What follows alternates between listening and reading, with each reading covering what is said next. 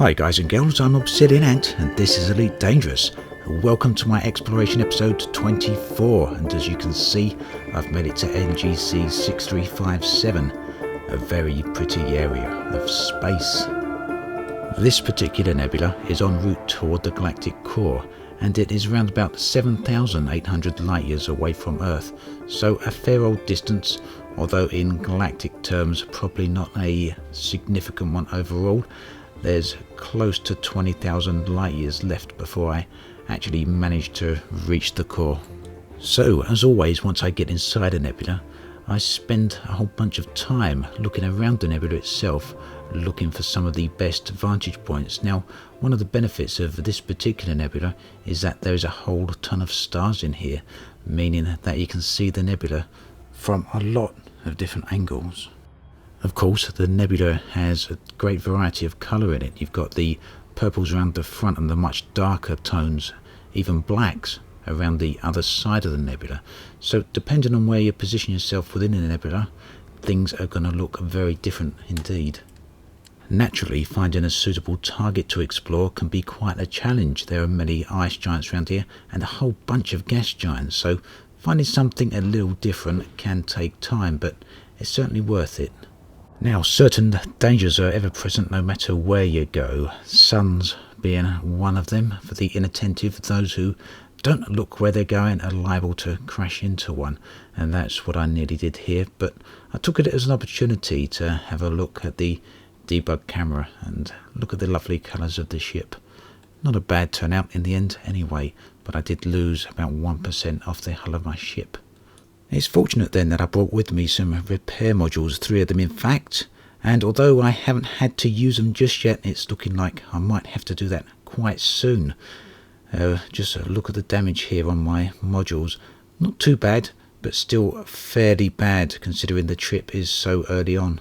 Nevertheless though, there's still plenty to see out here, and you know me by now, I love to take a look at gas giants and ring systems, and even though this one was merely a metallic ring, it still looked pretty darn nice with the nebula backdrop there.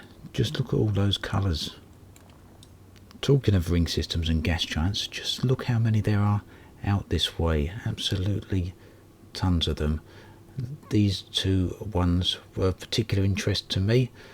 I was hoping to find ice asteroids, but there was also planets down there that may well have been metal content, but they weren't of significant interest to me just yet. This one here I found to be a lot more appealing in terms of visuals. Now, something else here that's also stand out is look at that moon. See how close it is orbiting to the ring itself. Now that is very close to being a shepherd moon. A shepherd moon is a moon that is actually inside the rings themselves. It sort of carves its own pathway through the ring as it orbits around its planetary body. That's not quite going on here, but I do wonder if there is any shepherd moons inside the game. I haven't seen any yet. Have you seen any? That's something I'll definitely be very, very interested in hearing about. In fact, what is the oddest thing or the most unusual thing you've seen in close proximity to a ring? I did see a station in a very early video, back during beta I think, where the station was so close to the ring systems you could see the asteroids whizzing past it. I've also seen screenshots of Earth-like planets with ring systems around them, although that's not something I've been fortunate enough to find myself yet.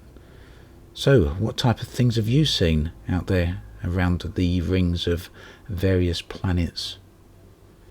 These places certainly have the potential to be very interesting places in the game, even more so when they've got something in close proximity to them.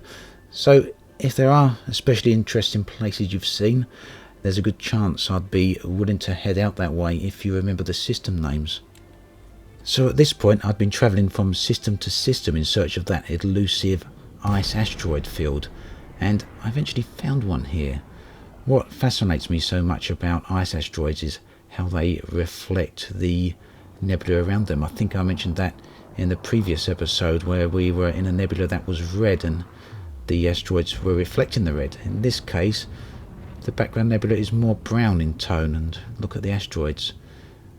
I was hoping later on also to move around to the purple side of this particular nebula and find something similar there.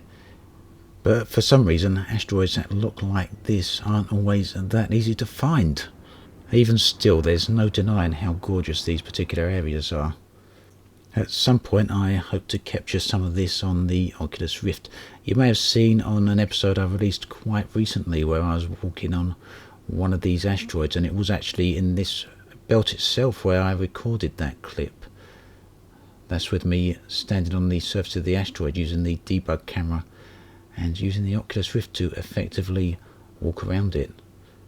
The asteroids are much larger than they actually appear from the ship itself. These things must be thousands of feet across, literally. Those were the visually appealing areas, the areas I sort of go to for sightseeing, but in terms of valuable planets, what was there out there? Well, there was this one, which obviously has a first discovered by tag on it, but to me it looks a little bit like a Earth-like from this distance, so it certainly boded well and was worth checking out. Chances were it could also be a water world, but in either event I was certainly going to be heading that way. It wasn't an opportunity I wanted to pass up. Of course, it was also an opportunity to take in the wonderful backdrop of this nebula. Always a sight I'm willing to look at. Now, the point at which the detailed surface scanner kicks in here is dependent on the size of the planet, and also there are two planets orbiting each other here. They're in fairly close proximity, so I can't easily target one or the other. It's literally going to be whatever comes up first. So whether this is an ice planet, a metal content planet, a water world, or an Earth-like, I've absolutely no clue at this particular point. It's a bit of a toss-up, toss of a coin. And this is the rocky ice planet. So as we get closer, you can see the other planet is now targetable, so I will also scan that. And it's likely that one that will be either the Earth-like or the water world. And it was an Earth-like, which was really good news. One of the few that I've found. I've only found about 2 so far in all my explorations through the galaxy, so this would probably make a 3rd. And although I wasn't the original discoverer, meaning I don't get the discovered by tag, finding an Earth-like is still always pretty rewarding. They're valuable planets, and they just look great. Now, you can't find an Earth-like and then not take a flyby of the planet. There's a lot to see out this way, but when you see a planet like this, you've just got to get up close. They're fairly unique as far as these things go, especially this far away from civilized space. Some absolutely lovely footage is now possible with the new camera modes, and it's caused me to shake up the series a little bit. Who can pass up opportunities like this? Exploration has always been great. It's something I really love to do, and adding these new features has made it all the better for me. In fact, if you've got any screenshots or video clips you've taken with the debug camera, I'd love to see them.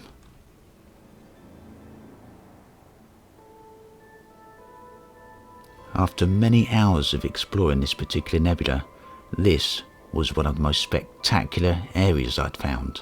At the time, I was doing a live stream and it seemed to gain a whole lot of attention. Many viewers stopped by to have a look, and the stream became one of the highest viewed for this game at that particular time. So I captured a whole ton of footage here. I've mentioned before that ring systems and asteroid belts seem to be love or hate among the elite's dangerous community. It could be argued perhaps that there's not a whole lot of interest going on here, but their beauty is totally undeniable. The sheer density of this ring system kept it entertaining, and I think more than one person was hoping for me to crash into an asteroid here, but I managed to navigate it quite well. Truth be told, I knew my shields would withstand any minor impact, and of course I also had my auto-field repair units, although I'd rather save them for a more critical and important moment. So, my trip into NGC 6357 was coming to an end, which left me with the question, Where do I head next? For the first time in a long time, the next step of my journey was unclear to me. There was a huge, vast amount of light years between this nebula and the next one, and eventually, after that, I would find myself in the core.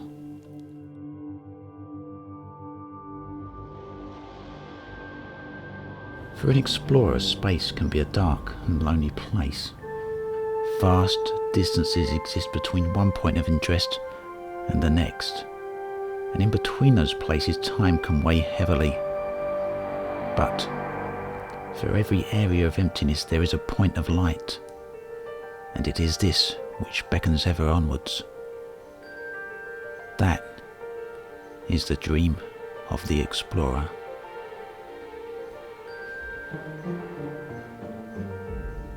As always, thanks for watching. I'll catch you guys and girls next time. This has been Obsidian Ant, signing off.